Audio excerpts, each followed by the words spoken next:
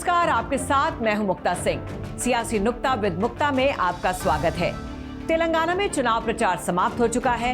हैदराबाद का किला जीतने के लिए बीआरएस, कांग्रेस और बीजेपी ने पूरी ताकत झोंक दी है। हैदराबाद के चार मीनार पर किसकी विजय पताका फहराएगी, ये 3 दिसंबर को पता चलेगा। लेकिन इस चुनाव में ओवैसी और उनकी पार्टी किसका खेल बिगाड़ रही है? भड़काऊ भाईजान कहे जाने वाले ओवैसी किसके साथ हैं? आज इस शो में हम इसी पर नुक्ताचीनी करने वाले हैं। तेलंगाना चुनाव में कांग्रेस और असदुद्दीन ओवैसी के बीच जमकर जुबानी जंग हुई। राहुल गांधी तेलंगाना की जनता को हर रैली में ये समझाते रहे कि नरेंद्र मोदी के 2 यार ओवैसी और केसीआर। बहनों, ये एक ही टीम है, ये 2-3 टीम नहीं है। यहाँ पे बीआरएस, बीजेपी और एमआईएम एक तीनों मिलकर काम करते हैं, तीनों मिलकर काम करते हैं। जाओ 24 घंटा बीआरएस के लोग नरेंद्र मोदी की मदद करते हैं। ओवैसी को तो आप लोग जानते ही हैं। ओवैसी कहां ऐसे हमलों पर पीछे रहने वाले हैं। उन्होंने चुनावी रैलियों में न सिर्फ कांग्रेस को जवाब दिया, बल्कि राहुल गांधी को अपने अंदाज में बुरी तरह लपेट लिया। 50 साल के आप हो गए हैं, जरा ये यार का जो आपको दिमाग में जबान पे यार यार आ रहा ना, वो कमी आप में है, ढूंढ लो किसी को। दक्षिण भारत के 6 राज्यों कर्नाटक, तेलंगाना, आंध्र प्रदेश, तमिलनाडु, केरल और पुडुचेरी पर अगले साल के लोकसभा चुनाव का बड़ा दारोमदार है। बीजेपी के लिए कर्नाटक का दरवाजा इस साल के विधानसभा चुनाव में बंद हो चुका है। पिछले साल तक दक्षिण के इन 6 राज्यों में केवल कर्नाटक में ही बीजेपी की अपने बूते सरकार थी, जो इस साल कांग्रेस ने छीन ली है। दक्षिण भारत के इन राज्यों में 130 लोकसभा सीटें हैं, जिसमें से अभी केवल 29 सीटें बीजेपी के पास है। तेलंगाना के इस विधानसभा चुनाव में बीजेपी और कांग्रेस के साथ एआईएमआईएम और ओवैसी की भी ताकत पता लगने वाली है। तेलंगाना के हैदराबाद रीजन में विधानसभा की 7 सीटें हैं। इनमें 2 सीटों के बादशाह कहे जाने वाले असदुद्दीन ओवैसी की पार्टी को इस चुनाव में कांग्रेस और बीजेपी से कड़ी टक्कर मिल रही है। संभावना है कि अभी तक मुस्लिम मत साधने में सफल रही एआईएमआईएम पार्टी को इन सीटों पर खास तौर से उतार चढ़ाव का सामना करना पड़ सकता है। तेलंगाना और खासकर हैदराबाद की सियासत में असदुद्दीन ओवैसी की पार्टी एआईएमआईएम अपनी एक खास जगह रखती है। देश भर में एमआईएम के नाम से जाने वाली ओवैसी की पार्टी तेलंगाना, खासकर हैदराबादियों के बीच मजलिस के नाम से जानी जाती है। ओवैसी की इस बार केसीआर से बात नहीं बनी तो अकेले ही चुनाव मैदान में है। इसलिए ओवैसी केसीआर से लेकर बीजेपी और कांग्रेस दोनों पर बौखलाए हुए हैं। हमने तय किया है कि भारतीय जनता पार्टी की सरकार बनते ही ये 4% मुस्लिम आरक्षण हम समाप्त कर देंगे और ये 4% मुस्लिम आरक्षण का जो सीट बचता है वो एसटी, ओबीसी और एसटी में देकर उनको न्याय करने का काम ये भारतीय जनता पार्टी की सरकार करेगी। देखिए, झूठ बोल रही है बीजेपी। तेलंगाना और आंध्र प्रदेश में जो आरक्षण मुसलमानों को मिल रहा है वो रिलीजन या रिलीजन के ऊपर नहीं मिल रहा है। एक मुसलमानों की सोशल एजुकेशनल बैकवर्डनेस का एम्पिरिकल डेटा है। दूसरा, एक पीएस कृष्णन साहब आज इस दुनिया में नहीं है, वो देश के बहुत बड़े एंथ्रोपोलॉजिस्ट थे। उन्होंने एक रिपोर्ट बनाई जिसमें बताया गया कि ये मुसलमानों में ये बैकवर्ड क्लासेस हैं, इनको मिलना चाहिए और मुसलमान जो अपर कास्ट उनको नहीं मिलना चाहिए।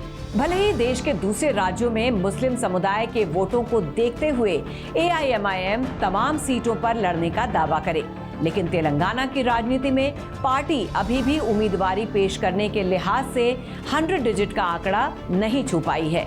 इस बार सिर्फ ओवैसी की पार्टी तेलंगाना में हैदराबाद के 4 मीनार, राजेंद्र नगर और जुबली हिल्स समेत महज 9 सीटों पर चुनाव लड़ रही है। हैदराबाद के जुबली हिल्स से पूर्व क्रिकेटर अजहरुद्दीन को उतारकर कांग्रेस ने ओवैसी को बुरी तरह फंसा दिया है। इसलिए ओवैसी की बौखलाहट बीजेपी से ज्यादा कांग्रेस पर दिख रही है। हर एक को मुकाबला करना है, कर रहे हैं सब लोग मुकाबला। और मुझे यकीन है कि इंशाल्लाह तेलंगाना की आवाम तीसरी मर्तबा इनको मुख्यमंत्री बनाएगी। होगा तो किसके साथ खड़े रहेंगे?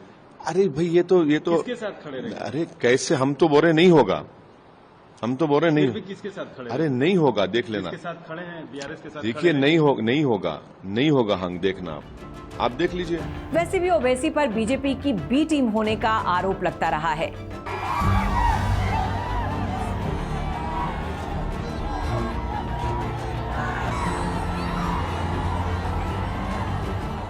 पीएम मोदी समेत बीजेपी नेताओं के धुआंधार प्रचार ने बीजेपी को एक बार फिर मुकाबले में खड़ा कर दिया है।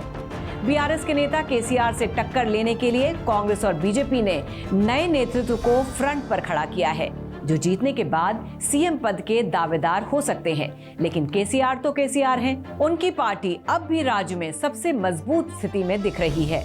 तेलंगाना में के चंद्रशेखर राव का सियासी कद काफी बड़ा है। चुनाव प्रचार के अंतिम चरण में पहुंचने के बाद तेलंगाना में 50 से ज्यादा सीटों पर मुकाबला त्रिकोणीय दिख रहा है। अलग राज्य की मांग को लेकर केसीआर ने 1.5 दशक की लंबी लड़ाई लड़ी।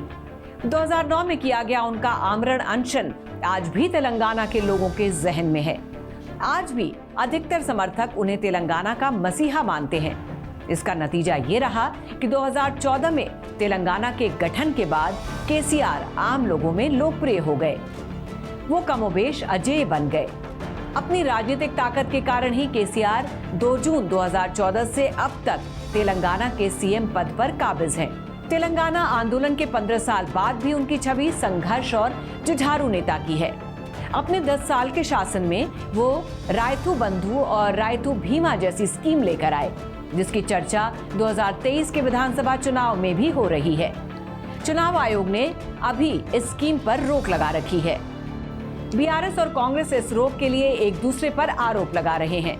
इससे आप अंदाजा लगा सकते हैं कि विपक्ष भी केसीआर की गेंद से ही चुनाव मैदान में चक्कर लगा रहा है। अगर देश की बात करें तो अब भारतीय जनता पार्टी की कुल 15 राज्यों में सरकार है, लेकिन इनमें से दक्षिण भारत का कोई राज्य नहीं है। भारतीय जनता पार्टी के हाथ से इस साल कर्नाटक निकल गया, जबकि पिछले साल दिसंबर में हिमाचल प्रदेश में भी भारतीय जनता पार्टी को हार का सामना करना पड़ा था। भारतीय जनता पार्टी मोदी की अगुवाई में 2 बार केंद्र में सरकार बना चुकी है और तीसरी बार भी सत्ता में आने के लिए जीतोड़ कोशिश कर रही है। कुछ सर्वे भी इस बात की ओर इशारा कर रहे हैं कि मोदी का जादू अब भी कायम है और बीजेपी की अगुवाई वाला एनडीए गठबंधन फिर से बहुमत हासिल कर सकता है। पर ऐसी स्थिति राज्यों में होने वाले विधानसभा चुनावों में नहीं दिखती। इस साल हुए कर्नाटक विधानसभा चुनाव में भारतीय जनता पार्टी को बड़ा झटका लगा था। यहाँ कांग्रेस ने 224 में से 136 विधानसभा सीटों पर जीत हासिल की थी।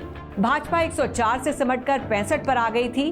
तब कांग्रेस ने भाजपा मुक्त दक्षिण भारत का नारा दिया था। साथ ही कांग्रेस ने यह भी कहा था कि कर्नाटक में सीटें हाफ, दक्षिण भारत से बीजेपी साफ।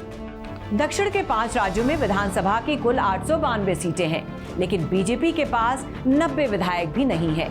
कर्नाटक हार के बाद लोकसभा सीटों पर भी खतरा मंडराने लगा है।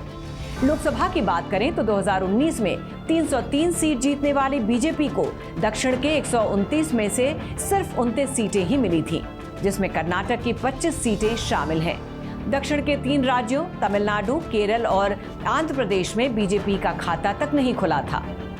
2019 के लोकसभा चुनाव में तेलंगाना में बीजेपी 4 सीटें जीतने में सफल हुई थी। विधानसभा चुनाव के नतीजों का काफी कुछ दारोमदार लोकसभा चुनाव पर असर डालेगा। इसलिए बीजेपी के बड़े नेता विधानसभा चुनाव के प्रचार में लोकसभा की भी याद दिला रहे हैं। तेलंगाना विधानसभा चुनाव में कौन किसका खेल बिगाड़ता है, ओवैसी की पार्टी का अपने घर में कितना असर दिखता है, इस पर देश की जनता के साथ श्रेष्ठ भारत की भी निगाह रहेगी। दक्षिण भारत की राजनीति से जुड़े कई और दिलचस्प पहलू हम आपको समय समय पर बताते रहेंगे। सियासी नुक्ता विद मुक्ता का ये एपिसोड आपको कैसा लगा, हमें जरूर बताइएगा और बाकी खबरों के लिए देखते रहिए श्रेष्ठ भारत।